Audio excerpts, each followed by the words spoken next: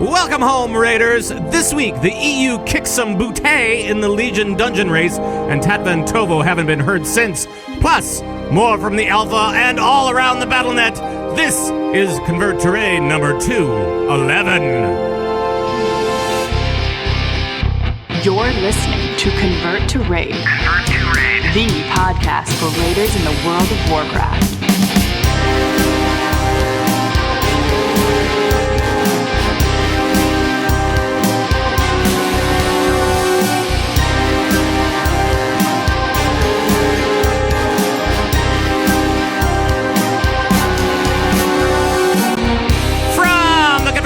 Podcast Power Station in Minneapolis, Minnesota. Today is February 16th, 2016, and it is now 9:17 in the p.m.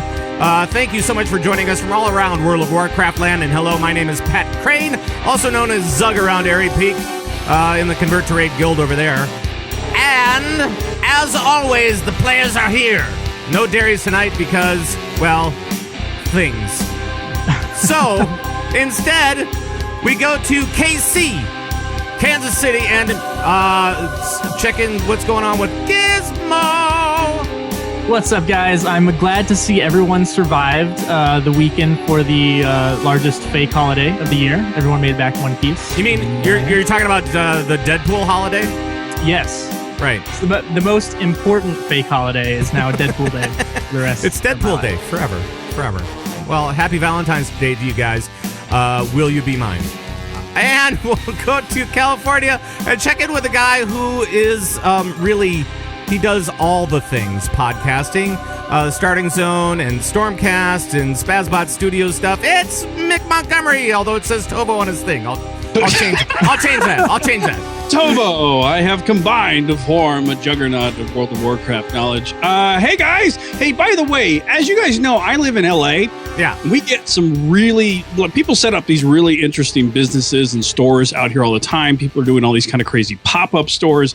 But there's this new store in LA that just cropped up. It's called Moderation. And I have heard that they have everything there. That was a joke. They have everything. Hashtag dad jokes. Hashtag can't stop, won't stop. They laughed when they said I wanted to be a comedian, and they're definitely not laughing now. How are you guys? Right, you guys right. How was your Deadpool, Pat? Did you enjoy it? I enjoyed that movie thoroughly. I really did. And parents, don't bring your kids, but go treat yourself to that movie. It was a wonderful thing to see bright and early on a Sunday morning, like I saw it. So. Yes. Instead of heading out to the old church, you decided to take in the Church of Deadpool. That's right. It's about comics, man. It's about enjoying those and man, I tell you, as we were saying before the pre-show, I'm just so happy for Ryan Reynolds that he got everything out of that movie that he's gotten so far. So anyway, let's chat a little bit about World of Warcraft and other Blizzard games. What do you say, guys? I think so. And let's start with what we've been up to recently, and let's start with Gizmo. What have you been up to, man? Oh, the usual, just a little bit of Heroes here and there, just a little bit, but of course some Overwatch. It's been out a week now. Holy cow, that week went by fast because I've been playing too much of it. But today, after I got home, I hopped back into some more alpha to test out some new stuff. I tried some Warlock, the starting zone for that. Demonology? Which one? I did it as Affliction for the very first part, and now I just got the Demonology artifact weapon. Cool. So I'm excited to get back in and check that out. But I know we had some people requesting that. So I'm looking to get a deep dive in there. Well, I have a question for you about that, because Demonology is kind of one of those things. They said for this last half of Warlords that it's just going to be broken. It's going to be a little messed up, whatever, and that they're going to be fixing everything for Legion. So Demonology for Legion, what is it looking like? What are the big things that you can tell us from your experience in the alpha? So I hadn't played Demonology in I don't know how long, but it felt like it was just the Beastmaster, I guess, of Warlocks. You had a pet that could tank or do damage for you, and then your basic Warlock abilities. Now, it seems like there's like most of your abilities either have to do with summoning pets to attack for a certain period of time or empowering pets. So it's definitely more demon based, I guess you could say, instead of just having an extra pet to the side. So does it feel like Beast Mastery as far as as much as it can with the class? Yeah, I think so. Okay. I think it does. And unfortunately, because Beast Mastery came out today too. Yeah. And I really wanted to play it, but I did the Warlock thing today. But you bet I'll be in on that Hunter soon. Yeah. So this week it's what is it? It's Beast Mastery recently, Holy and Protection Paladin, Arcane Mage, Holy Priest, Demonology Warlock. We also have the new Maw of Souls out there, which is great. And more on that in just a second. But I wanna catch up with Mick. Mick, what have you been up to? Mostly, I've been actually setting up shop for a stream event for me personally in Heroes of the Storm, where I'm taking as many heroes as I can to the threshold of crossing over to level 10. So like in one night, I'm hoping I can get 10 heroes to level 10 in one night. So then you get the new skin, and you get the master skin, right? And then you build that up nice. Yeah. So I got to save up 100 gold, and I'm halfway there though with the heroes. So that's the good news. And then of course for World of Warcraft, trying to level up all my alts. So I've got all my alts across the board ready to go because I still haven't picked my main, even though I'm still leaning towards Valley. And for the alpha, just been farting around in Stormheim a bit, kind of getting the lay of the land for there. And I'm digging so far all the stuff. I know you guys have talked a lot about Stormheim already on the show. So far so good. I mean, it's good. I'm trying not to do too much because I kind of don't want to ruin it for myself for the actual launch. But now that launch is feeling so very far away right now, it's going to be harder and harder for me to resist spending time in alpha versus time in the live server. I hear you when we're talking about that kind of stuff, and I'm really trying to be cognizant of how much time I'm spending in the alpha and how I'm spending it. Am I spending it the right way? You're always kind of curious about it because, we want to enjoy this game too. We want to bring you guys as much as we can, as early as we can about this game so that we can kind of figure it out and figure out how it changes over the course of this thing because it's pretty interesting. But at the same time, we don't want to get burned out on content because then when Legion launches, we'll be like, I've done this so many times before. Let's just, I can close my eyes. It doesn't matter. So I think that's why I've kind of settled on I haven't dove into exploring the actual land yet and doing those quests, but just playing these classes and specs that I've never really had a whole lot of experience with, and that I don't necessarily plan on them being one of my main alts or something. So but yeah, it's been a pretty good balance doing that. But that's actually kind of fun, too, because I've really got no intention of playing Outlaw Rogue, but I played Outlaw Rogue in the alpha just because I felt, hey, at least I can see what it looks like close to level cap. And, I can kind of get a feeling for what the class could be and get that kind of experience. But I think the path for me is going to be maybe play around in one or two zones, probably do the raids and the dungeons, as much as I feel like I want to, but then the rest of the experience and the story, I'm going to try and keep locked away if I can. Yeah. And that's kind of me too. It's one of the cool things is that, doing these dungeons, you get to experience kind of, their intent behind the mechanics and that's kind of more what I'm about and like checking out and seeing how something plays, not necessarily exploring everything. So, because I feel like with the dungeons and the raids, like we're gonna spend a lot of time doing those anyway. Like it's gonna happen.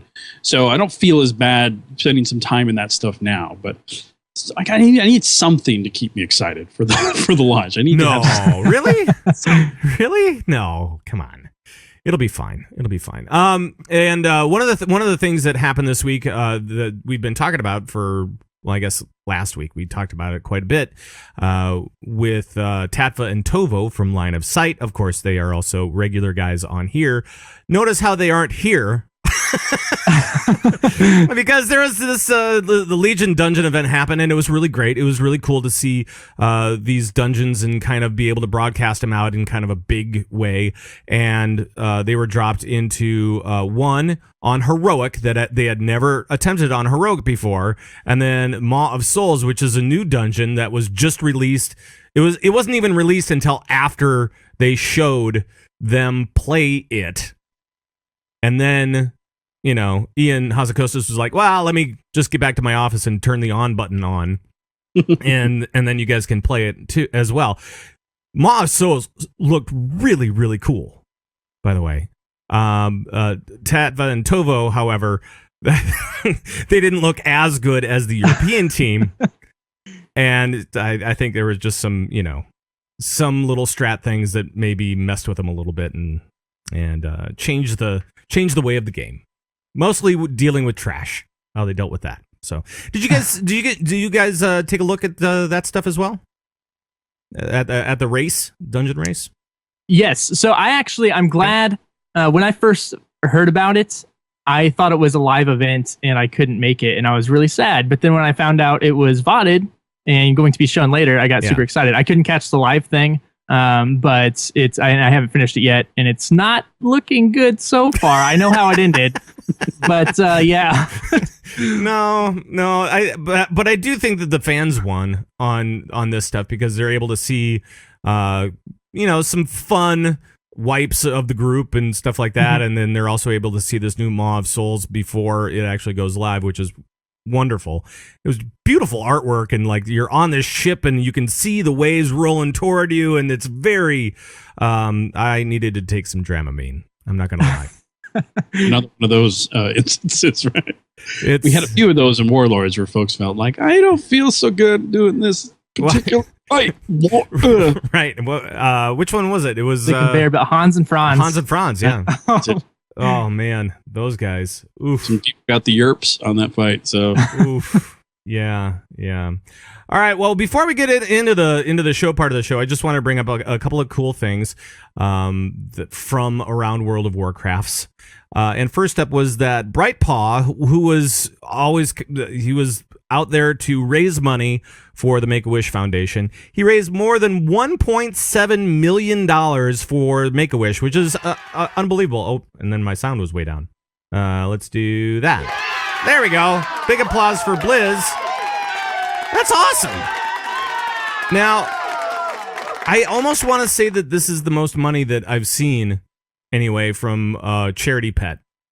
I don't know, guys. I think cool pets. Yeah. I mean, I know I haven't bought. I think I bought the goat. What was the goat's name?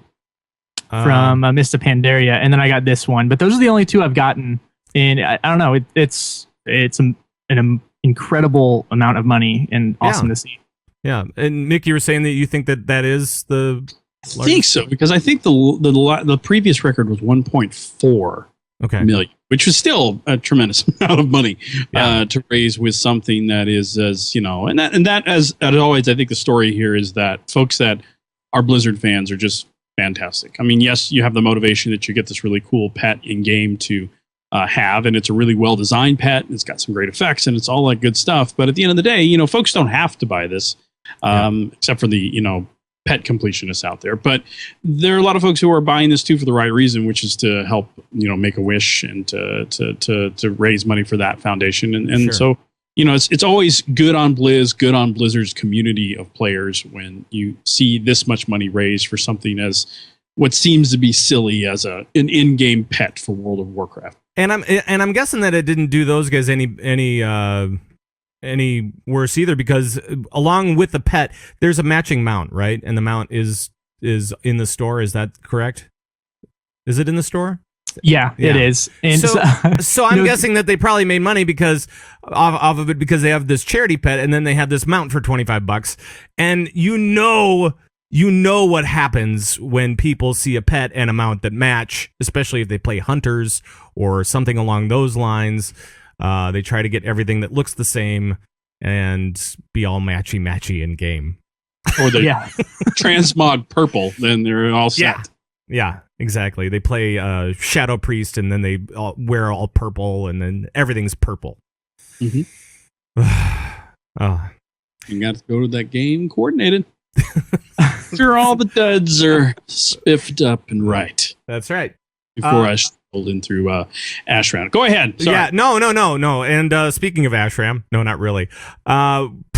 Blizzard also posted this thing that I thought was just weird, and I don't know how long they've been a part of this or whatever, but the Blizzard Twitter account just tweeted out today, I think it was. It said, "Psst, did you know we're on Snapchat?" And I'm like, no, don't be on Snapchat. How dare you be on? I don't know what's going to happen with this. But there's going to be some incredibly wrong picks. That's what I'm thinking. I don't know. Yeah, I lost it when I saw this. I feel bad for the intern of theirs that has to look at all the pictures that get sent to them. Ooh. That's all I'm saying. It's gonna be rough. That's all the community manager's job. I mean, social media, right? So, oof. And you know that the new one, the new community manager, Ornix, is that his name? Yeah, he's gonna get the job. This crap assignment. Oh man! Could you scroll through all the pics on Snapchat? Yeah, sure. Oh God! Oh God! Oh man! What's that Torin doing to that? No! You know, that's what it's going to be all day long for that guy. No, that's not going to be good at all. I'm getting ideas and. I know exactly what I'm going to send Blizzard Entertainment. They are Blizzard_ent. So just look for those guys on Snapchat. That's right. And if you now this is a weird transition because I didn't really think about this before we actually did the show. Weird transition. We went from Bright Paw charity event to weird picks to now to Discord because here's the deal. And I know that we've been talking about this for a few weeks, but Convert to Raid is on Discord. It's not Snapchat. Not the same thing at all. You can post pictures. Yes, but trust me, anything bad they don't go away. Will be taken down. But Discord is text chat, it's voice chat, and it works really well with video games. And so we thought, what a better way to, there's no better way to celebrate our community than bring everybody on there and see what happens. And it doesn't matter who you are. You could play Alliance or Horde. You could be from the EU or the NA or wherever. The North Pole, I don't know. And just go to discord.converttoraid.com. Point your browser there and you will be whisked away. And I know that some people have problems with phones, so use a PC when you're doing it. And that should eliminate any problems. But it's a really good program. It's still in beta, so there are a couple bugs, especially with the phone apps. But no worries. Discord is here and you can join us. It's a busy community over there. Mm-hmm. It's huge. So that's all I got. Anything else before we... Here's a question I have for you guys on Discord. Just feeling, because I know Giz, you guys at Lords, you guys use it. You know, it's over on for the shows that I do. We have a Discord. We're considering making it public. Is this a lot of folks are doing it, but not everyone, but a lot of folks are doing it, and I see more and more people jumping into the Discord, pool and finding out that the water is warm yet refreshing. So it's not warm for other reasons. Is that what you're saying? Okay. Sharks in the pool because it feels like pee. So are we replacing now as players, as a player community, as a gaming community? Like, are we now replacing the idea of forums and guild forums and all that stuff? Like, is that now giving away to this kind of newer form of communication that, Slack kind of kicked off and Discord's kind of picked up? Well, I mean, that does kind of seem to be the way that it's going because, I mean, we have forums over at Convert to Raid as well, and those really are in various stages of disrepair. And I think that that's just because that's what forums kind of do because they're so long form, I mean, they're just out there forever. So I think that Discord is really cool because it's something out of game that people can go to and chat with whoever, right? So, and directly or indirectly, you can just put an announcement out there and say, hey guys, what do you think of this? And then people will talk to you and tell you what they think.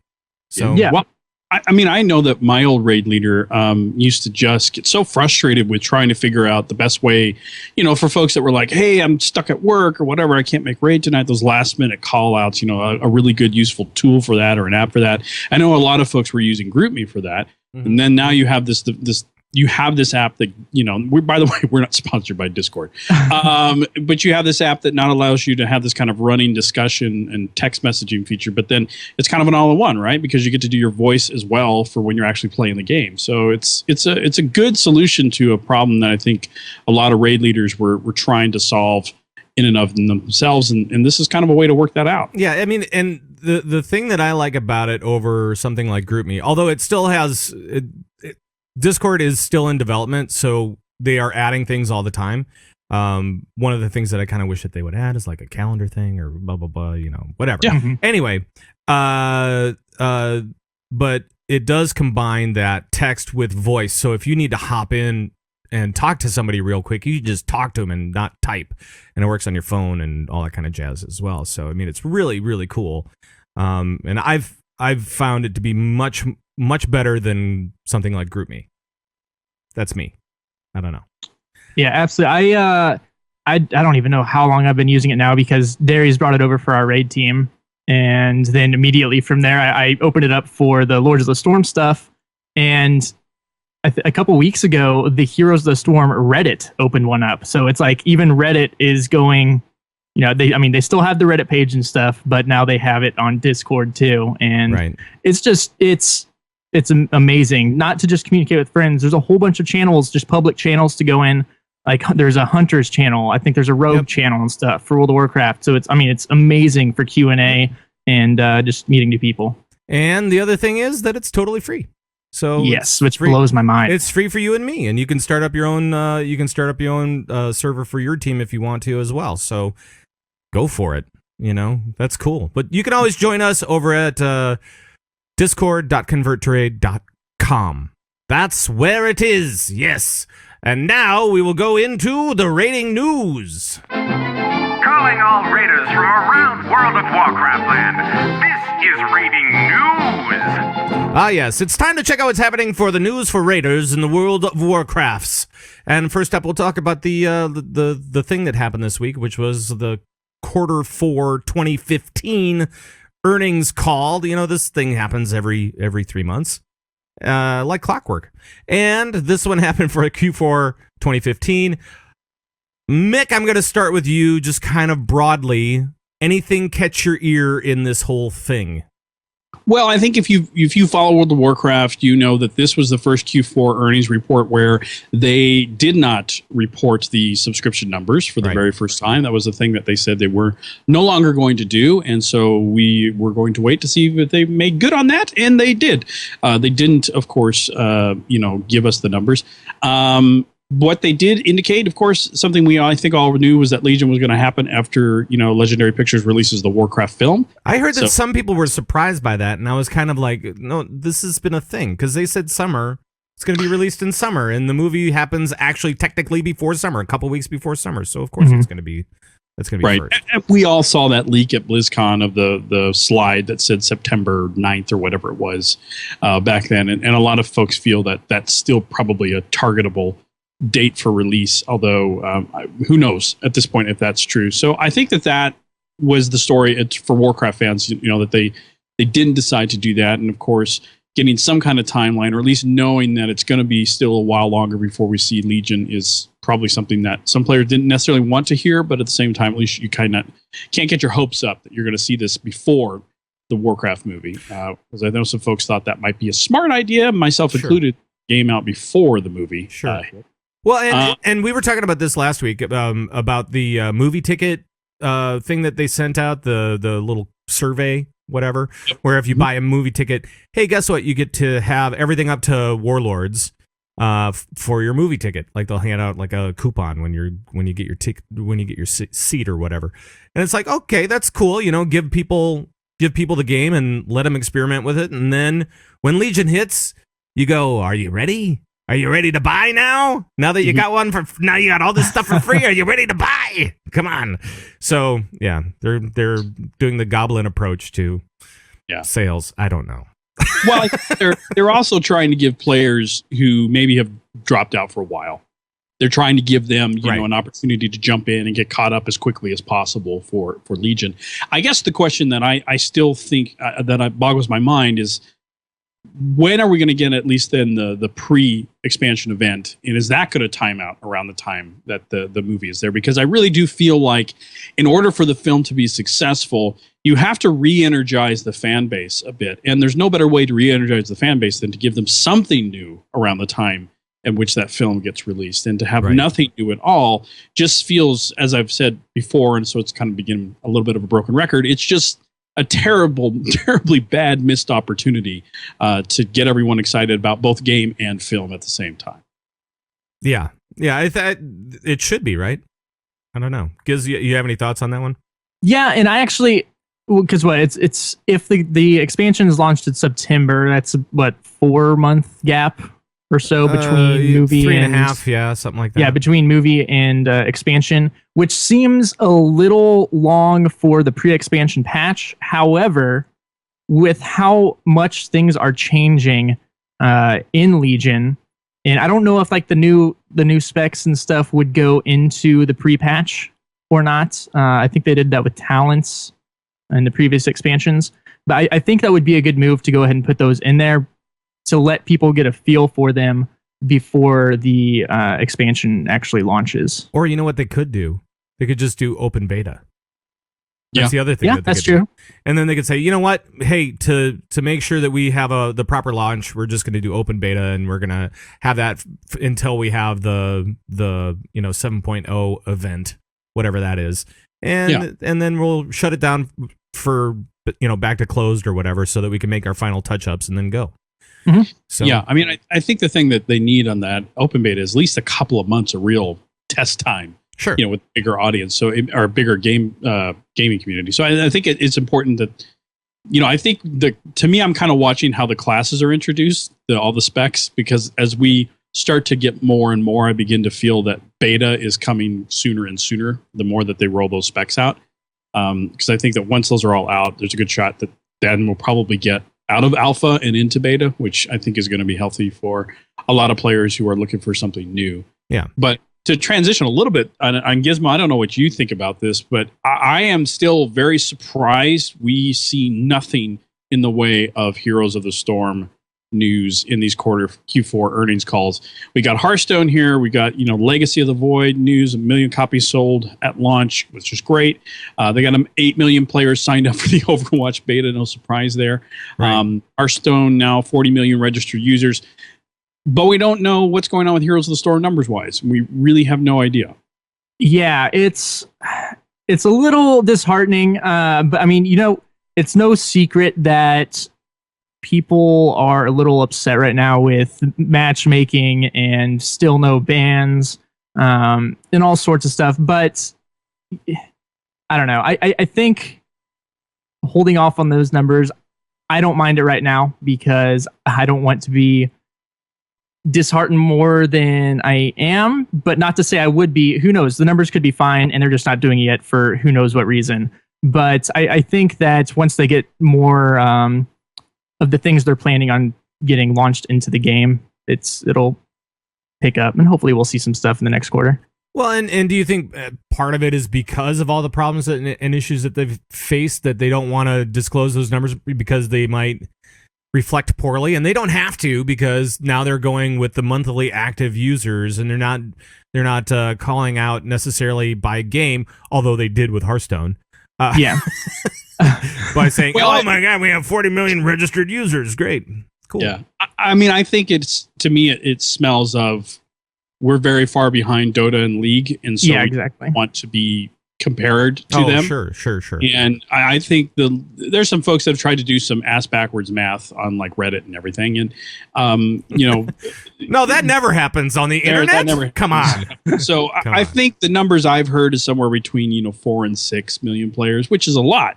Sure. But at the same time, it's not anywhere near the heights that obviously League has experienced with 60 million players logging in on a monthly basis. Right. So.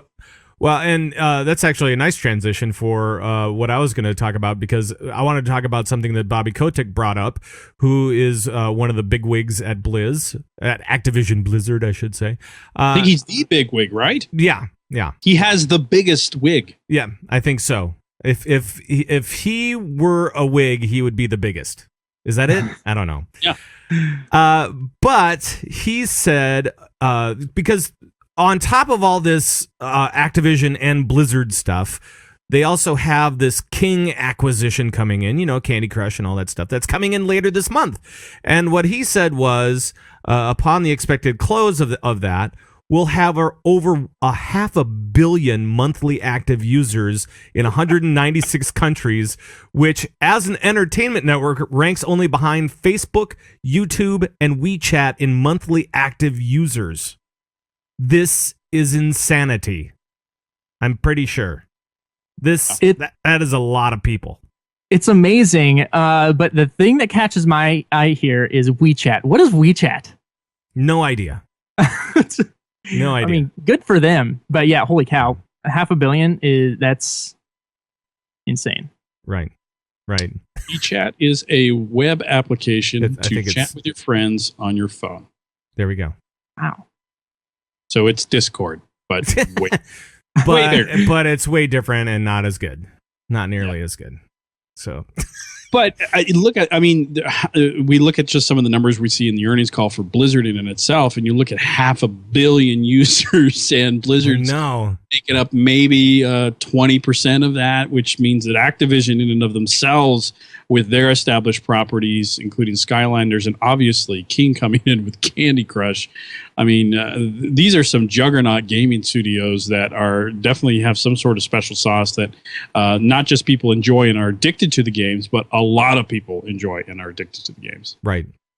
And I know that King was like their users went down slightly over the last whatever it was, but it's still like 500 million. I mean, at that point, you take a little dip and you just go, "What? We're still making tons of money." At that point, what does that mean? No, it means nothing.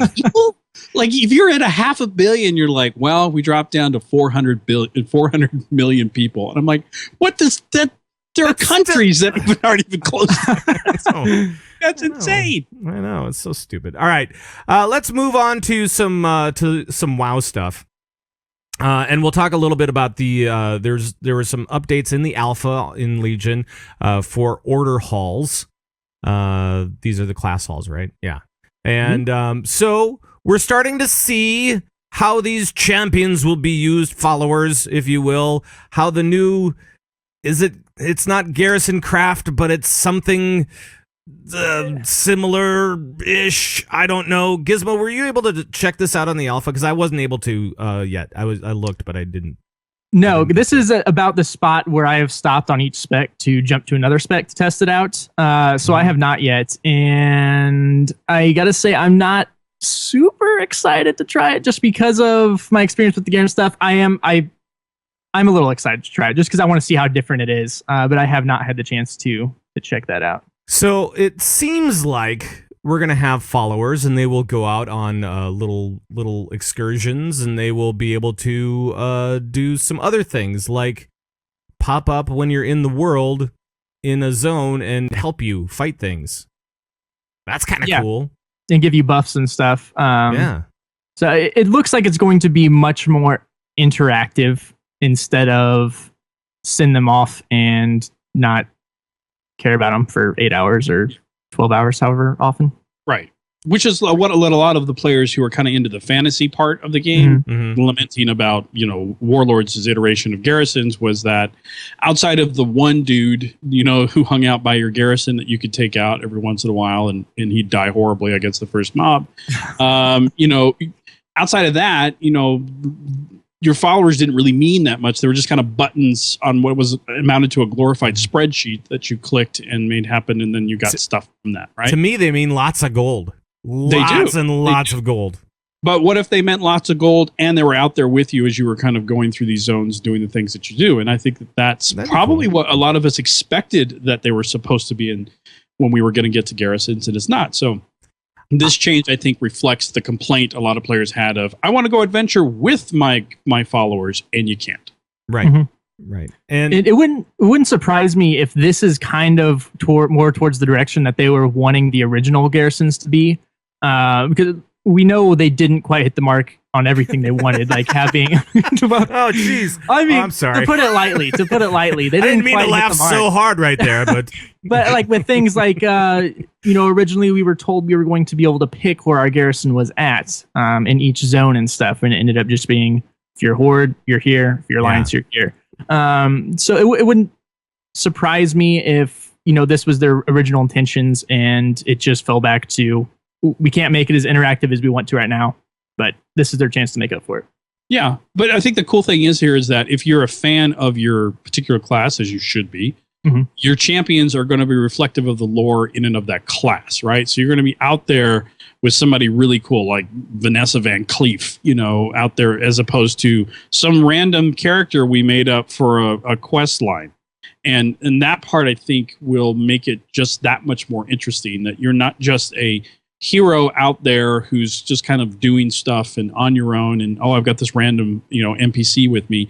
You're out there as a hero that's on the level of some of these great big mythic characters that we know from the game. And I think that part is attractive to especially the player who may not necessarily be the raider long term, but is going to be the long term player who plays solo and does this stuff over time for the fantasy part of the game. And I think that this is a good call as long as it works the way I think those players want it to. Right. And I think that there's a lot of opportunity there for as long as it keeps returning you to the world, then I'm okay with it.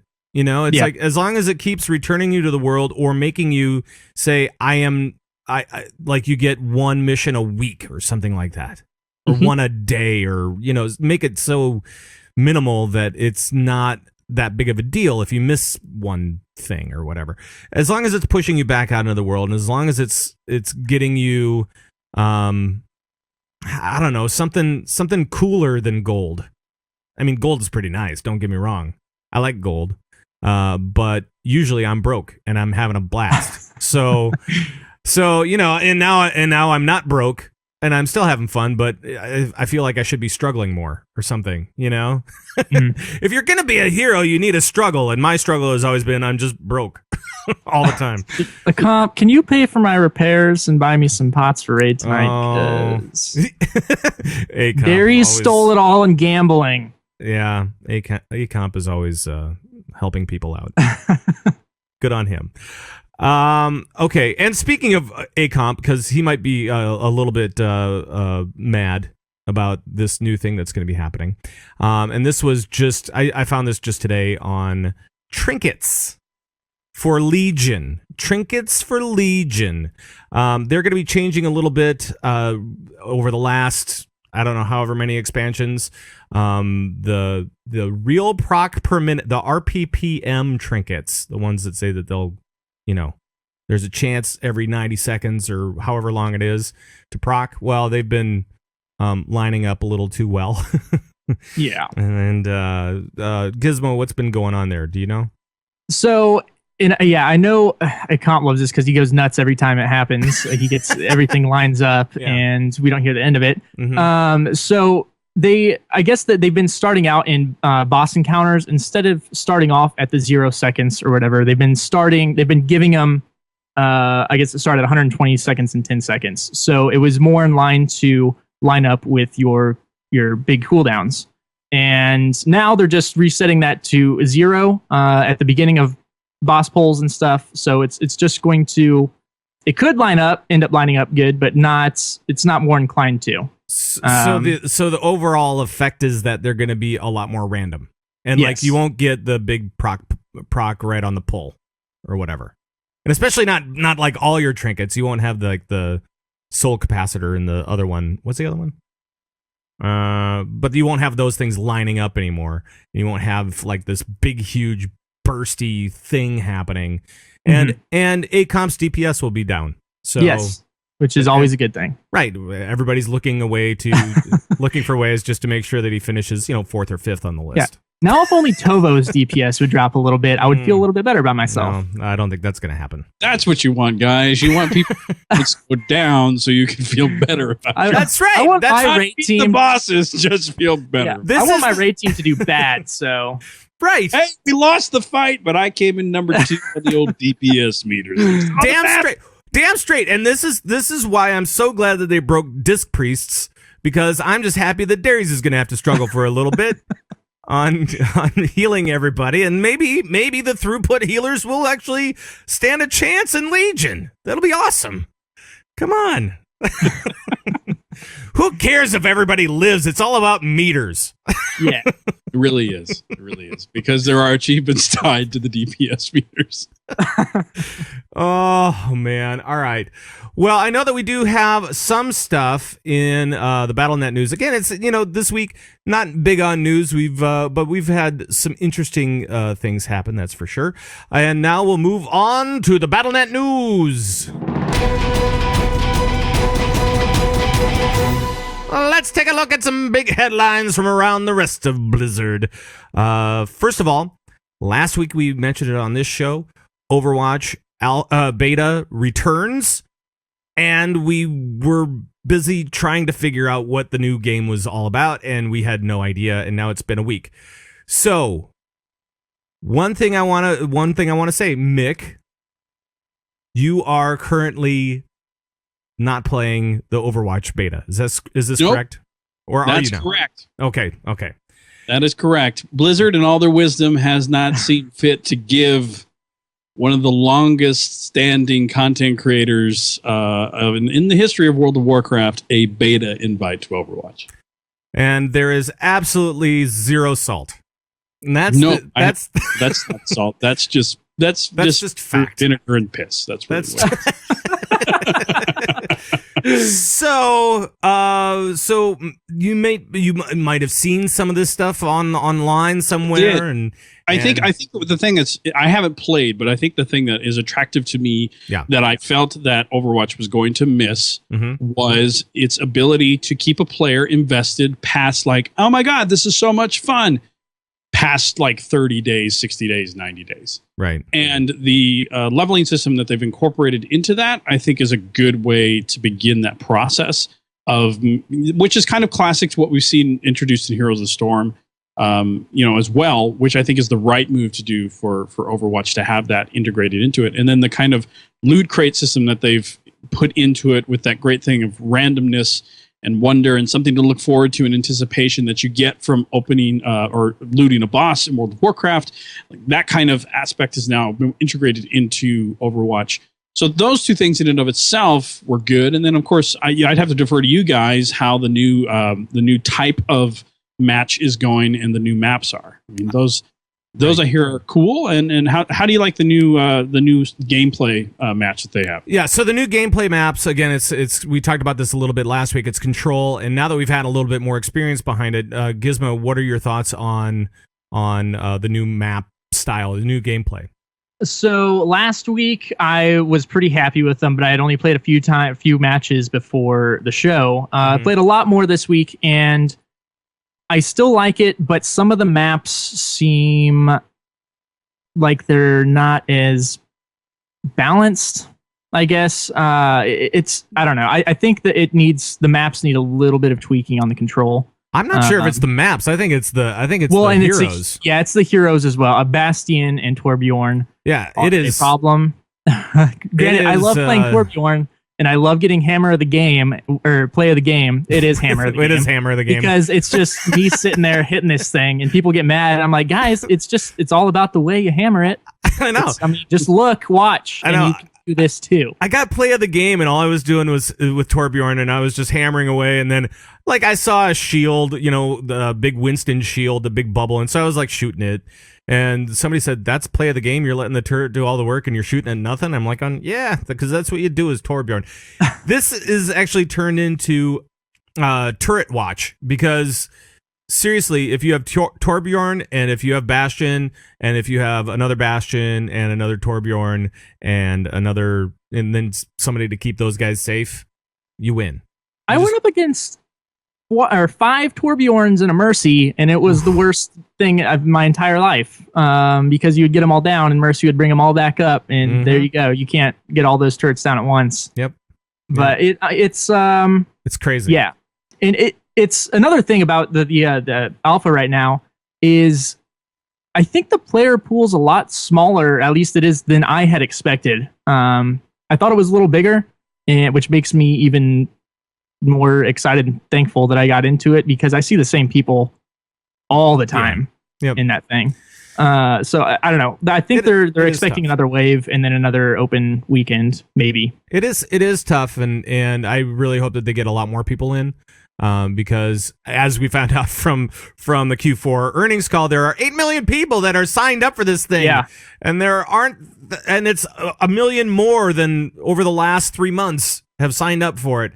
And still I'm seeing, the same games with the same people and it's not switching. And I'm like going, okay, great. Perfect. Oh, it's been kind of cool. Like I've played both against and with a lot of times. Like Dunk Train and King Caffeine from Cloud9, Kubi and Zoya and Solid Jake or Simple Jake. Simple Jake. That was Shark, wasn't it? Was it Shark? Yeah, that was totally Shark. That was him. Shark said Simple Jake. It's kind of, it's cool running into, it's almost like once of every 3 games, you're going to see a name you recognize. Either as a content creator. I see Solar Flare all the time. I see Solar Flare. He's just, there he is. Cool. So it's pretty great. But at the same time, it's like if you see a team together and you know that they're a team and you're like going, oh, well, I guess I might as well just, exit right now and I'll come back in like 20 minutes. Yeah, it's rough for public games. Yeah. Yeah. So, and I haven't yet done the custom games. I haven't tried that out too much because I think it's just schedule conflicts and stuff like that with other folks. But I'm kind of interested in getting in there and getting into those because those custom matches sound like they're going to be phenomenal.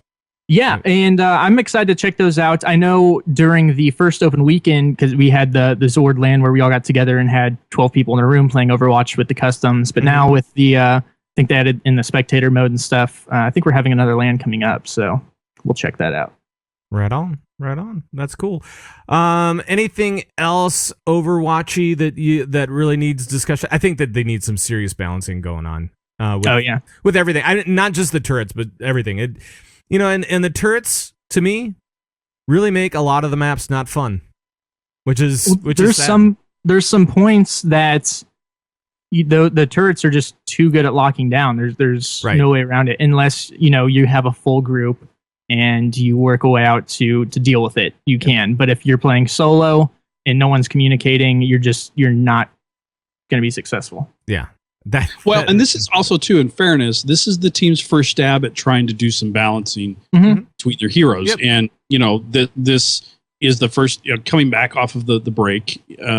I think the goal was to try and if you were playing a turret-based character before, especially Bastion, it was getting really frustrating because you kind of set up in your turret and it would be like, I'm just going to count down on my fingers from 10 and I'll be dead by the time I get to 1, So I think it was a way to try and make the turret game a little stronger and they just overtuned it. Yeah. So, yeah.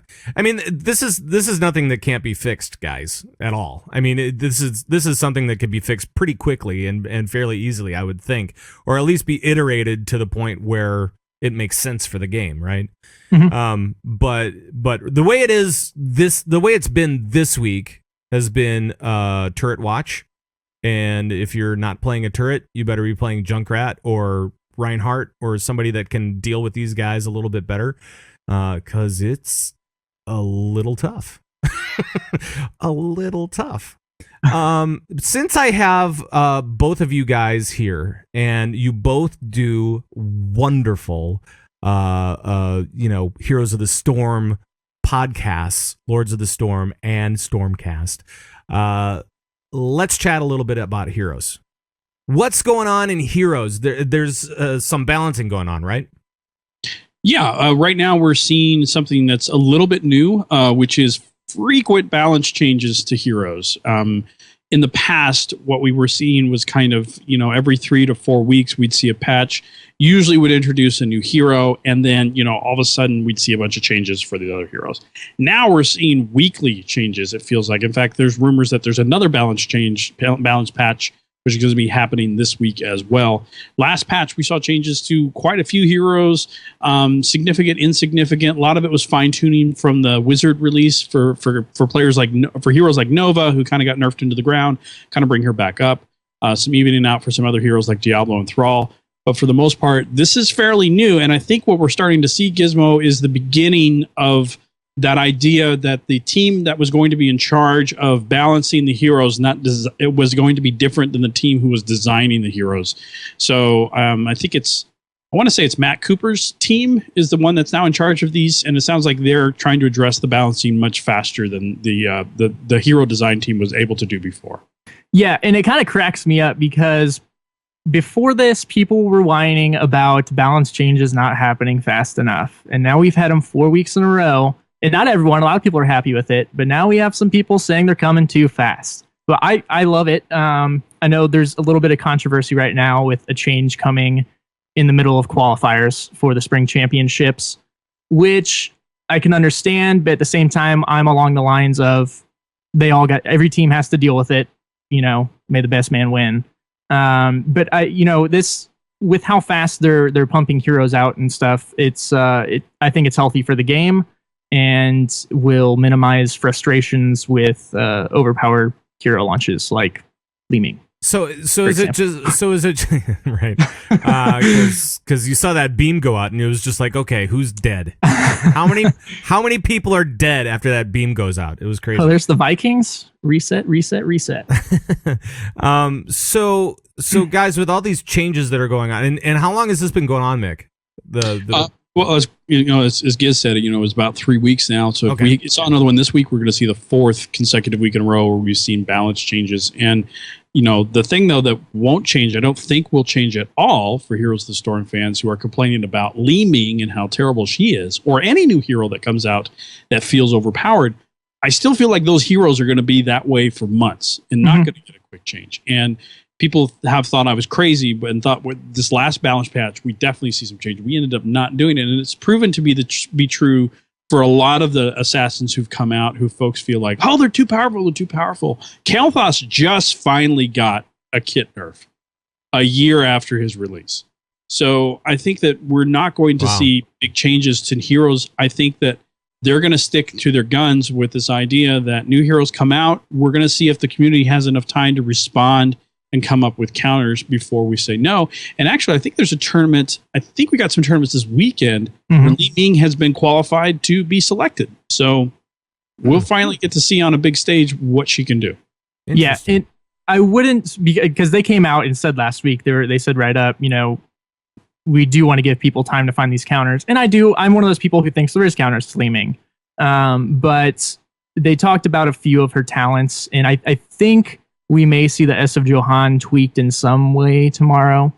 But, and it may not be tomorrow, but I know that's one of the ones last week they were talking about they were looking at. So, yeah, that potentially I think you could happen, because that's pretty much the end of the day. It's a fairly slight change to her. But for the most part, what we're not seeing, I don't think, is enough. Let's see, Li Ming's not in the game, and she's introducing this problem where it's like, if I'm playing rank play, and I see a Li Ming, if I don't pick this one hero, then we're going to lose.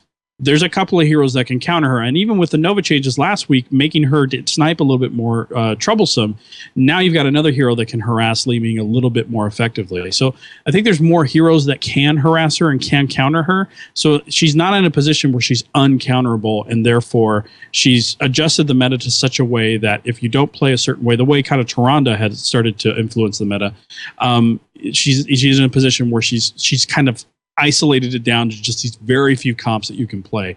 I don't think that the game has seen that yet with her. Whereas with Overwatch, it has with turrets. No. Well, that's cool. And there's something else going on. There's what is it? The Heroes Charity Brawl thing? Yeah. What's going on? What's going on with that? So Gizmo, Lords of the Storm, Stormcast, our show, my show, we're partnering up with Into the Nexus with Kyle Ferguson and Garrett Weinzerl, and then the guys from Core, Scott Johnson, John Jagger, Bo Schwartz, so Notch, Dills, and then Gizmo, you and Multi and TBK. We're all joining together this Saturday, February 20th, at noon Mountain Time. So from noon to 3 p.m. Mountain Time, we're going to be broadcasting and streaming gameplay. Lots of fun gameplay.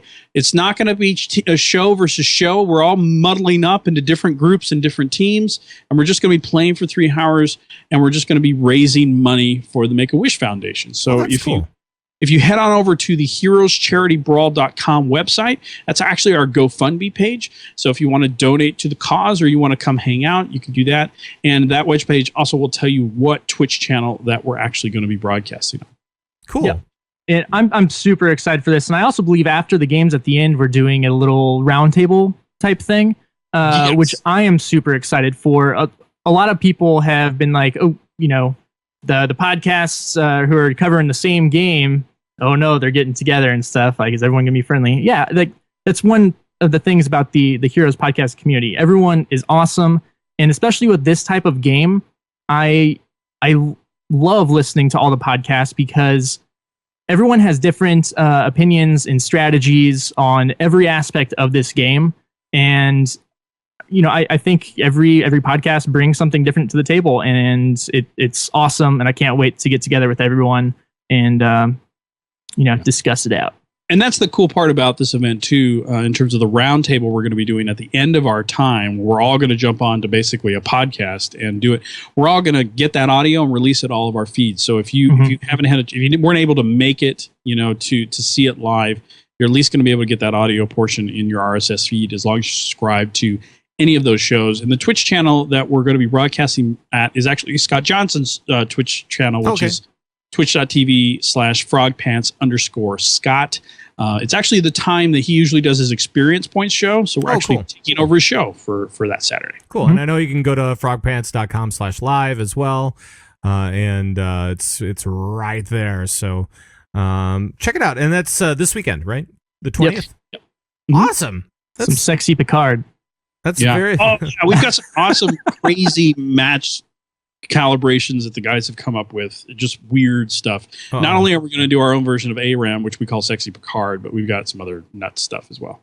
And now I'm both curious and repulsed. No. Just I need to Sexy Picard the Blizzard Snapchat.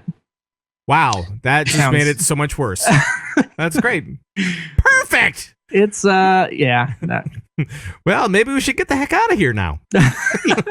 So why don't I play this music?